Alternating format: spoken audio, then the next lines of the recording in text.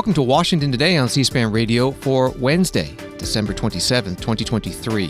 The Michigan Supreme Court rejects a lawsuit challenging former President Donald Trump's candidacy for the presidency under the U.S. Constitution's insurrection clause in the 14th Amendment.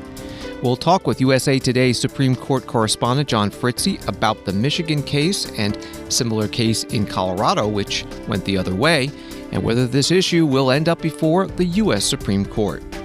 Republican pollster Frank Luntz assesses the state of the 2024 race for president at an event held by the group No Labels, which is considering backing a third-party candidate.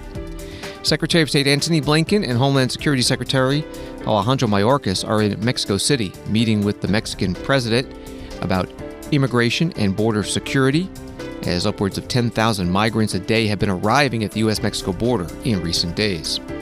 Israel, again, very critical of the United Nations, saying it is not staying neutral in Israel's war with Hamas, but actively supporting Hamas. And Russia convenes an informal meeting of the United Nations Security Council and invites briefers that back only its narrative that the 2014 revolution in Ukraine against a pro-Russian leader was a de facto coup carried out by the U.S. and other Western nations, and that the 2022 Russian invasion of Ukraine was justified by mistreatment of Russian-speaking Ukrainians. Every other country's ambassador who spoke at today's meeting rejected those views as outright false. An article at USA Today begins, Michigan's highest court sided with former President Donald Trump on Wednesday in the latest lawsuit challenging whether he can appear on a state's ballot or whether he disqualified himself by inciting the mob that stormed the U.S. Capitol on January 6, 2021. Joining us on the phone now is the reporter on that story, John Fritzy, Supreme Court correspondent. Welcome to Washington Today. Thank you. Did the Michigan Supreme Court give a reason for its decision today?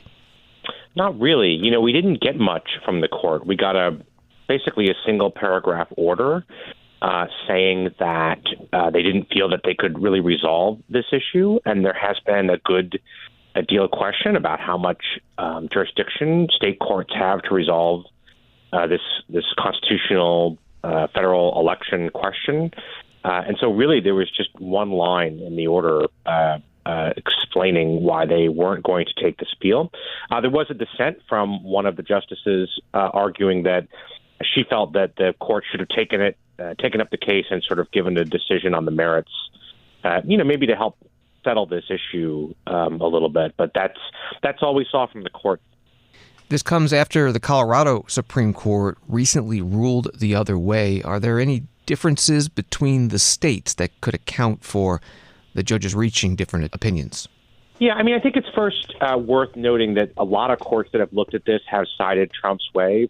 Federal court in New Hampshire didn't take up this case. The Supreme Court in Minnesota a little while back. A lot of courts have looked at this and have decided that they're not going to take Trump off the ballot. Colorado is a little bit of an outlier in some ways, at least so far. There is a difference in the state laws between Colorado and Michigan, and that deals with a line in the Colorado election law about the Secretary of State putting qualified candidates on the ballot. And what we're really talking about here is qualifications. Is Donald Trump qualified given this provision of the Constitution that disqualifies candidates who were involved in insurrection? What a lot of these other courts have is, look, this is a state primary, and parties have a good deal of control in determining who goes on those primary ballots. It's a little bit different from the general election where the state does have more control. But in this case, in a lot of cases, a lot of states, we're talking about decisions made by state political parties. We're talking with John Fritzy, Supreme Court correspondent with USA Today. There have been a lot of lawsuits on this issue in a lot of states around the country. Now we have a split between one state and most of the other states on this 14th Amendment question. Is this going to the U.S. Supreme Court, and when? Right. That's the real question here. And I think although this Michigan case is interesting, Michigan's obviously an important battleground in this country, and so whatever they say is going to get a lot of attention, rightfully so. The real fight here, I think, at this point is the Colorado case. And I think that's because it almost certainly will wind up before the Supreme Court. Trump's attorneys have said they will appeal that decision. I think it's likely the Supreme Court will take it, although you never know until they do. If they didn't take it, it would allow the Colorado ruling to stand, which would inspire a bunch of other litigation across the country and prompt a lot of other courts to move and sort of get into this area. I think it's likely the Supreme Court will jump in and sort of at least resolve some of the issues about whether this section is self-executing, that is, whether it can be enforced without a law by Congress, perhaps whether it applies to a president. Some of the courts, including lower courts in Colorado, said that it did not apply to presidential candidates. So I think the Supreme Court is likely to sort of weigh in here and resolve some of these issues, and that will probably help resolve these really dozens of similar lawsuits that have cropped up across the country. As the state courts have been taking these cases, making decisions, and the Supreme Court maybe, are there any precedents that they're following, or is this brand new ground? It's pretty new ground. I mean, so this is we're talking about a Reconstruction era provision of the Constitution that was really intended to block folks who sided with the Confederacy from regaining power in the reconstructed nation. There are some cases back from that period dealing with Senate candidates and judicial candidates and so forth, but really not for a president. It's pretty dramatic and pretty unprecedented to have courts trying to raise and look at this question for a presidential candidate. And so that part is pretty new ground, and perhaps maybe part of the reason why the Supreme Court wants to weigh in here and at least settle some part of it. John Fritzy is Supreme Court correspondent for USA Today. His stories can be found at usatoday.com and on X, formerly Twitter, at jfritzy. Thank you very much, and happy holidays. Thank you. And Donald Trump reacting to the Michigan Supreme Court decision on social media, calling it a desperate Democrat attempt to take the leading candidate in the 2024 presidential election, me, off the ballot. And he said we have to prevent the 2024 election being rigged and stolen like they stole 2020. And a few of his supporters in Congress also tweeting about this. Troy Nehls, Republican of Texas, writing, "The radical left will stop at nothing to prevent President Trump from stripping power from radical Democrats and getting us back on track. Rightfully, the Michigan Supreme Court rejected liberal attempts to keep President Trump off the state's 2024 ballot. This is a huge win for America." And former President Trump today is lawyers also calling for the Secretary of State for Maine to recuse herself on an upcoming decision about his ballot eligibility under the 14th Amendment of the Constitution, citing her past statements about the January 6, 2021 Capitol riot, claiming she's already decided Donald Trump engaged in insurrection. In Maine, it's the Secretary of State deciding first who's on the ballot, and then that can be appealed to the state court. And Special Counsel Jack Smith filing in U.S. District Court for the District of Columbia today a motion seeking to limit what statements Donald Trump can make leading up to his scheduled March 4th federal trial on alleged 2020 election interference. That includes a request to prevent Donald Trump from telling the jury he is being prosecuted by the Justice Department in coordination with President Biden, as well as suggestions by Donald Trump of undercover agents fomenting violence at the Capitol riots and of foreign influence in the 2020 election. Jack Smith's team telling the judge, Tanya Chutkin, through public statements, filings, and argument in hearings before the court, the defense has attempted to inject into this case partisan political attacks and irrelevant and prejudicial issues that have no place in a jury trial. Pollster Frank Luntz spoke today about the 2024 race for president in a virtual discussion hosted by the group No Labels, which may support a third-party candidate, and he talked about the viability of such a candidate. To start where we are right now, and we look at this every month, a majority of Americans, if Joe Biden is the Democrat and Donald Trump is the Republican, a majority of Americans will consider voting for a third-party candidate. And as you can see, there is some difference between Democrats and Republicans, but it's not huge. Because I want to dispel at the outset this idea that a third-party candidate leads to the election of Donald Trump. That is false. That is inaccurate. The reason why Trump at this point does slightly, ever so slightly better, is because Joe Biden is doing so much worse. And as we get closer to these first votes of 2024, if you are a Democratic-leaning person on this call, you should be apoplectic about your party's nominee. Not because of any issue, not because of any attributes, other than one. And that's his age. And that is something that no campaign can fix. That is something that no spin doctor can change. And that has weakened him. But overall, it's an 8-point difference between half of all Democrats, 45% of all Republicans would consider voting for a third-party candidate, an independent candidate. 80% of independents would. And let me show you the latest ballot test numbers that we have. Tied. I know that most polling right now, if you take a look at the nationwide surveys, most polling is Donald Trump up by 2 on average. We have them dead even. And notice that 20% will choose a unity third-party candidate. 15% of Democrats, 16% of independents, and it's the top choice among Republicans and 37% among independents. By the way, I need to acknowledge to you, I know how many people are on this call. I know who's on this call, and I'm a little bit nervous because I got to get this right. But I want you to see this. A third-party candidate draws 15% of Democrats and 16% of Republicans. Please tell me how that elects Donald Trump. It doesn't. Pollster and communications strategist Frank Luntz had a virtual discussion today held by the group No Labels. This is Washington Today. A story from Reuters from Mexico City. Mexican President Andrés Manuel López Obrador said on Wednesday the U.S. Congress should focus on investing in people instead of building walls, hours before he was set to meet Secretary of State Antony Blinken to discuss migration to the United States. López Obrador, who last week assured the United States that Mexico would help ease migratory pressures, said the U.S. Congress should be investing in poor people in Latin America and the Caribbean instead of putting up barriers, barbed wire fences in the river, or thinking about building walls. He said at a press conference it is more efficient and more humane to invest in the development of the people, and that is what we have always proposed.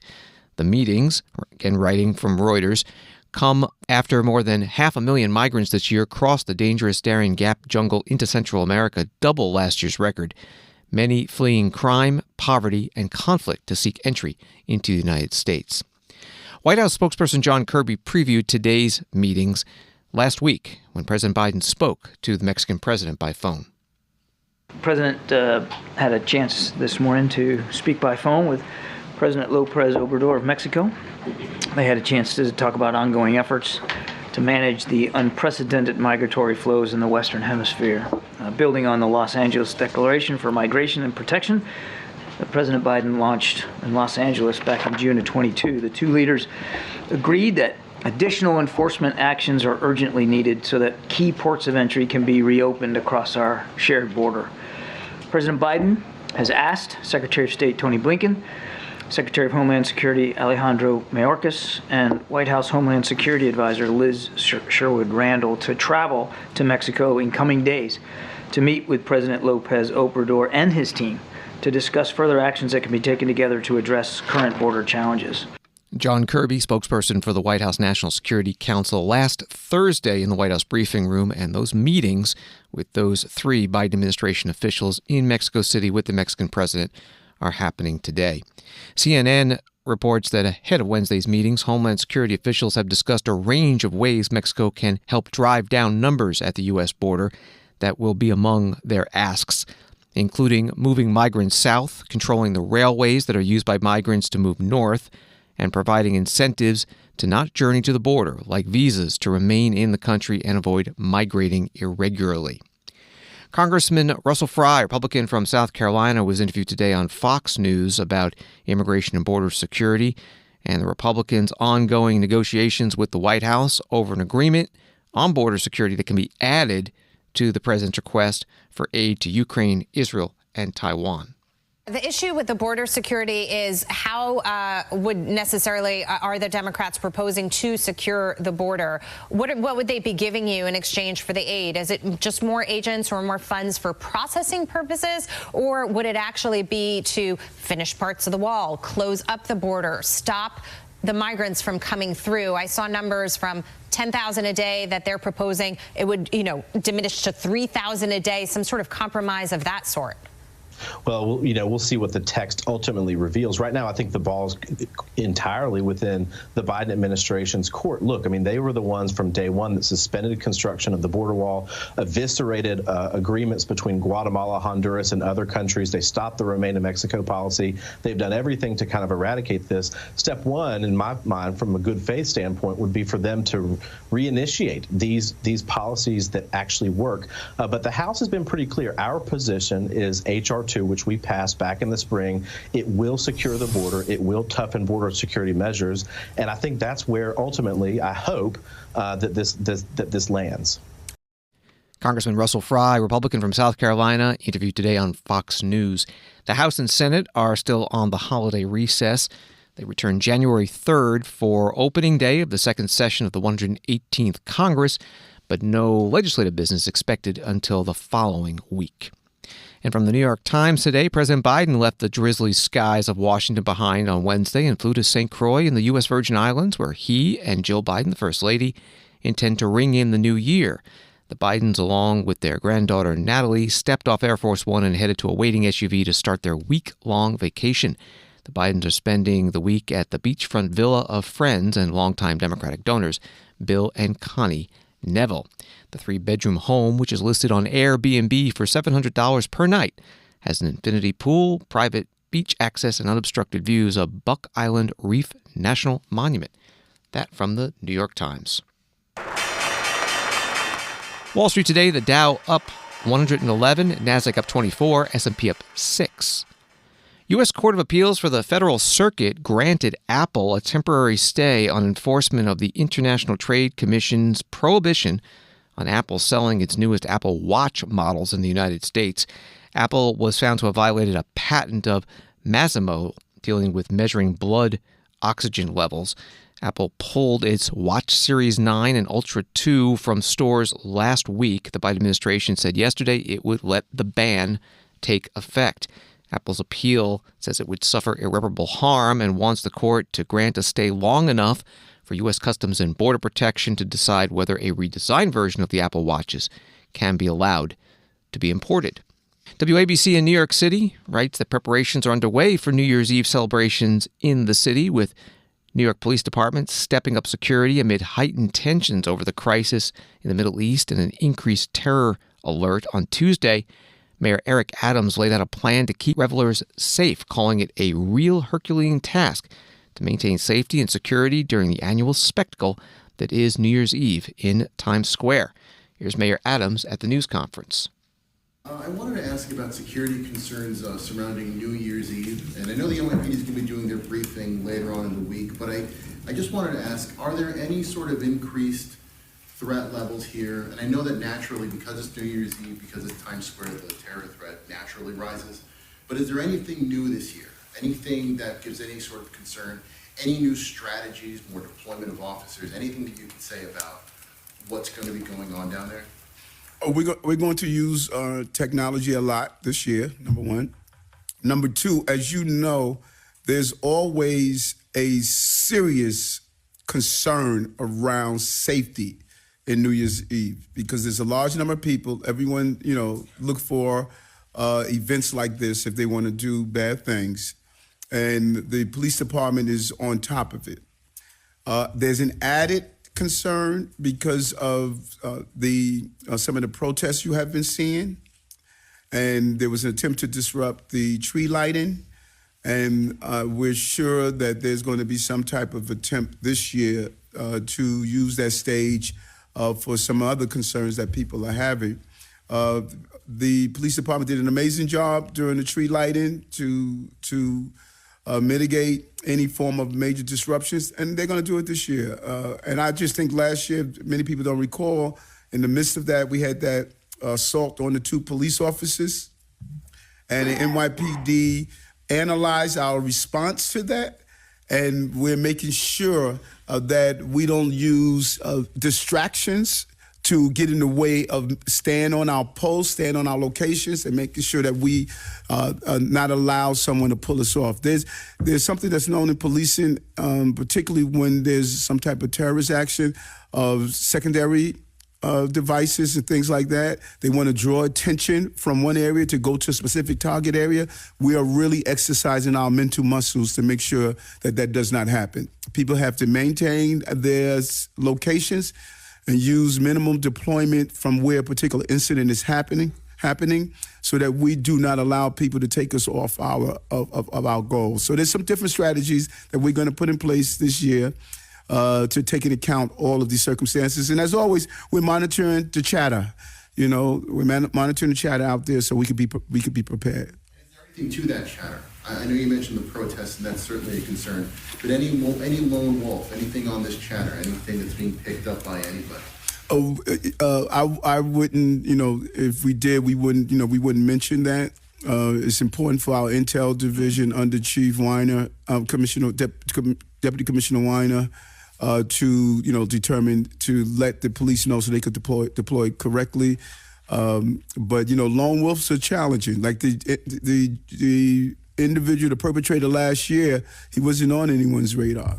His assault on those two police officers, you have to be ready for those unpredictable circumstances. It's a real Herculean task to manage that number of people without being heavy-handed, but being protective. New York City Mayor Eric Adams at a news conference on Tuesday, and today at least 26 people have been arrested during a pro-Palestinian protest. Demonstrators blocking a major New York City freeway inside John F. Kennedy International Airport. More on the war between Israel and Hamas, and also between Russia and Ukraine, when Washington Today continues in a moment. People often think C-SPAN is funded by the federal government. In fact, we're a nonprofit organization that receives no government funding. As news consumption changes, you can help ensure the future of C-SPAN's unfiltered coverage of national government and politics. We hope you'll consider making a tax-deductible contribution that will support our daily editorial operations. To learn more, visit cspan.org/donate.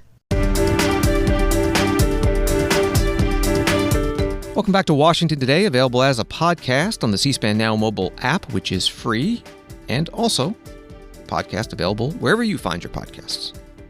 The White House is welcoming the appointment of former Deputy Prime Minister of the Netherlands, Sigrid Kaag, as the new United Nations Senior Humanitarian and Reconstruction Coordinator for Gaza. The position was created by the United Nations Security Council resolution vote last week, a vote in which the U.S. and Russia abstained. A statement from White House National Security Advisor Jake Sullivan says the appointment is an important step as we continue to work with the UN as a critical partner in the delivery and distribution of life-saving humanitarian assistance in Gaza. Israel, though, is criticizing the United Nations again today. Ilan Levy, spokesperson for the Israeli Prime Minister, spoke at his daily news conference.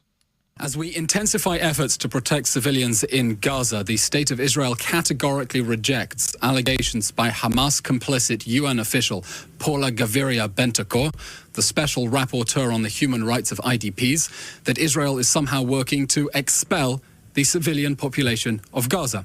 Since before the ground offensive, Israel has designated the Al-Mawasi area as a humanitarian zone and urged Gazan civilians to evacuate there temporarily for their safety. We want civilians to be protected in areas where Hamas is not already using them as human shields by hiding under their homes, schools, mosques, hospitals, and UN facilities. And Hamas has done all of this under the noses of UN officials like Ms. Gaviria-Bentakor, who are covering up for Hamas by falsely claiming that Israel is targeting hospitals, schools and shelters without credible evidence that Hamas has exploited them for military purposes, and they do that just to avoid admitting that Hamas built a huge terror infrastructure right under their facilities. It is horrific that UN agencies have endangered civilians in Gaza by funneling them into Hamas strongholds instead of facilitating their safe evacuation to the humanitarian zone. It is horrific that instead of helping civilians find safety, UN officials are attacking Israel's decision to designate a safe zone as a violation of international law. Honestly, it's beyond parody. We hold these agencies culpable for the loss of life as a result of this negligence, resisting our efforts to help civilians find safety inside the Gaza Strip. And it's horrific that UN agencies cannot bring themselves to condemn Hamas for shooting rockets at Israeli communities from out of the humanitarian zone. Civilians must be protected. They must be protected from Hamas. Ironically, the only people encouraging the mass displacement of Gazans right now are those who falsely label most of them refugees and indulge their dreams of relocating into sovereign Israeli territory through violent struggle instead of living in peace alongside us. We will not tolerate UN officials deflecting blame onto Israel to cover up the fact that they are covering up for Hamas. And we repeat our demand for global accountability, because when global institutions are hijacked in this way, these Hamas-complicit officials let the whole world down. Eylon Levy, spokesperson for Israeli Prime Minister Benjamin Netanyahu, at a news conference today. Francesca Albanese is United Nations Special Rapporteur on Human Rights in Palestinian Occupied Territory. That's the official name. She was interviewed on Al Jazeera English TV about the Israeli government's decision this week to not automatically approve visas for UN personnel. Israel has devastated Gaza. Israel has destroyed Gaza. And we are still blaming the UN. I still wonder how the international community gives credit to Israel and how international media still give credit to what Israeli leaders, political and military leaders, say. Israel should be held accountable for what it does. Israel has not done anything to keep civilians safe. Let me give you 3 examples. First of all, Israel has used ammunitions that are meant to create huge destruction. Even the Washington Post and the New York Times have given a sense, have produced investigative reports saying that Israel has used over 80 days the level of ammunitions that are equal to 2 and more than 2 nuclear bombs in the Gaza Strip. Second, Israel has been targeting hospitals which are sacred under international humanitarian law. And again, the health system is devastated, which is not just critical in itself, it's critical in order to provide the support to people who are injured at the time of war. And third, Israel has arrested and detained medical personnel, doctors, nurses, abusing them and even torturing them. How can this be explained? This is why special rapporteurs have denounced through and through the risk of genocide, and the health system speaks clearly to the intent to destroy the Palestinian people in Gaza. Francesca Albanese, United Nations Special Rapporteur on Human Rights in Palestinian Occupied Territory, interviewed on Al Jazeera TV.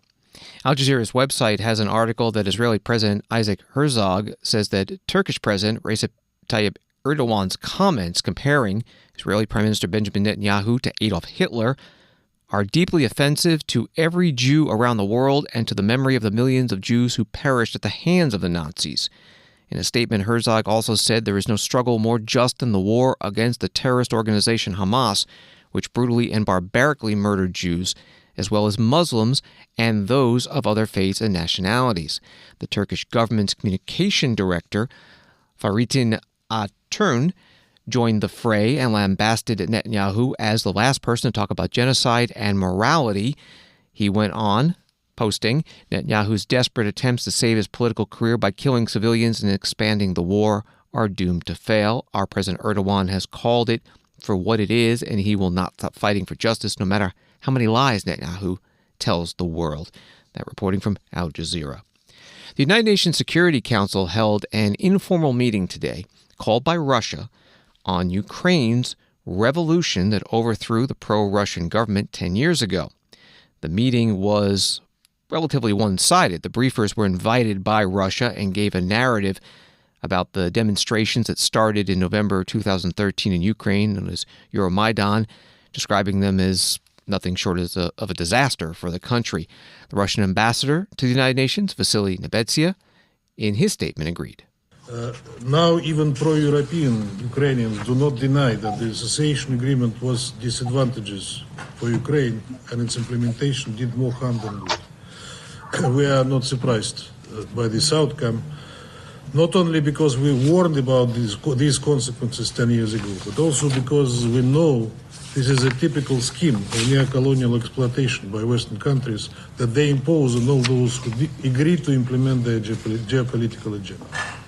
With this in mind, it is easy to answer the question why the decision of the Ukrainian government to postpone the signing of the agreement was met with so well-organized and coordinated protests. We have no doubts about the key role of the EU and the US in igniting, encouraging and directing the protest of a loud minority using far-right radicals and neo-Nazis as a leverage. Western experts and politicians nowadays are increasingly vocal about this.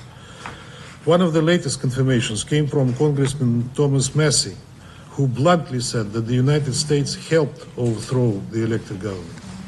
We are well aware of the disinformation technologies that were used at Maidan.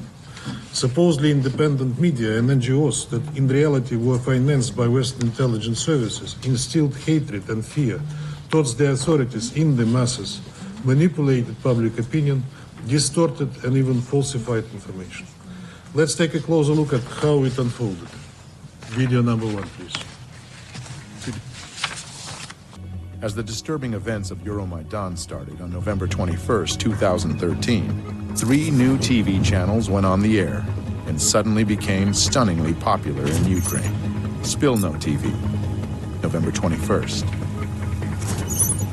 Hromadske TV, November 22nd. And Espresso TV, November 24th, directly from opposition protest. These channels went viral, supporting the protests and encouraging more and more people to come to Maidan. November 30th of 2013 became the first turning point of Euromaidan and one of its most reported and mysterious events. It appears that the protesters were waiting for the police. Additionally, there were dozens of journalists and cameramen from all the new public TV news outlets prepared to cover the events. And most ominously, a group of well-trained young men arrived to Maidan almost simultaneously with the riot police. They infiltrated the crowd and began provocations with insults, stones, and torches. Outraged by what was reported in the news, the Ukrainian people came out in force on the next day to vent their anger with the police actions. In addition to these methods regularly tested in other regions of the world, we witnessed the cynical, undisguised interference of foreign curators in the domestic political situation of Ukraine. The Russian ambassador to the United Nations, Vasily Nebenzia, at today's meeting of the UN Security Council, an informal meeting allowed under the rules, held in New York City, called by Russia. And after the invited briefers gave their remarks, and again, they were all chosen by Russia, the ambassadors from other countries on the Security Council spoke, including Jason Park, political advisor to the U.S. mission at the UN. Today's informal meeting is yet another shameless effort by Russia to justify its aggression against Ukraine. Today's meeting is another attempt to rewrite history through the prism of the Kremlin's distorted worldview. It is a reminder Russia prioritizes using this council to spread disinformation over the maintenance of international peace and security. We've heard Russia basically claim Ukraine's revolution of dignity was a foreign-sponsored coup, and more recently allege it was neocolonialism. But let us be clear. Russia is a state carrying out a colonial and imperial war in Ukraine. Russia is a state striving to undermine democracy and effect regime change in Ukraine. The Kremlin's war has been repeatedly condemned by an overwhelming majority of UN member states. This war is a clear attempt by Putin to reconstitute a bygone Russian empire by force. We understand why the Russian Federation repeatedly calls for meetings on events from 10 years ago. It is because even after 10 years of organizing the same kind of meeting on the same topic, Russia has failed to sway the international community. The UN General Assembly has repeatedly and overwhelmingly condemned Russia's aggression and its efforts to redraw borders by force in flagrant violation of the UN Charter. We honor the bravery of ordinary Ukrainian citizens who stood up during the Revolution of Dignity for democracy, for Ukraine's right to choose its alliances, and for a Euro-Atlantic future. University students and Afghan war veterans alike stood fast in the face of sniper fire and brutal beatings. Over 100 were killed. Ukrainian citizens put their lives on the line to make it clear to leaders in Kyiv, to leaders in Moscow, and to the entire world that they wanted a democratic future. The people of Ukraine chose democracy then. Today, they are continuing to defend their choice, their independence, and their chosen destiny. It is difficult for the Kremlin to understand or accept the possibility of authentic public protest. After all, in Russia, the government seeks to control all information and opinion. Expressions of independent views are increasingly criminalized and suppressed. Russians who publicly speak out against the war are imprisoned.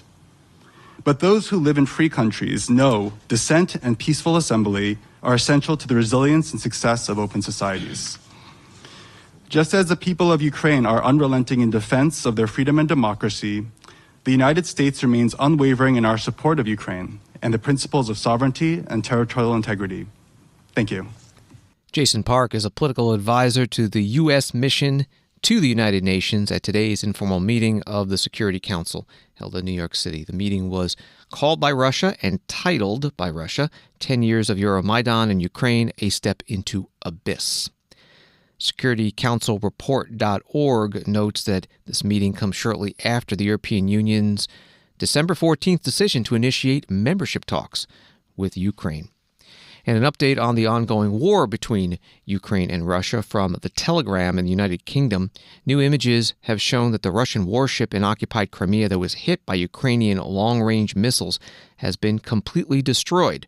The Russian Ministry of Defense confirmed that the landing ship had been damaged after explosions were seen yesterday at the port in eastern Crimea, but they stopped short of admitting that it had been hit beyond repair.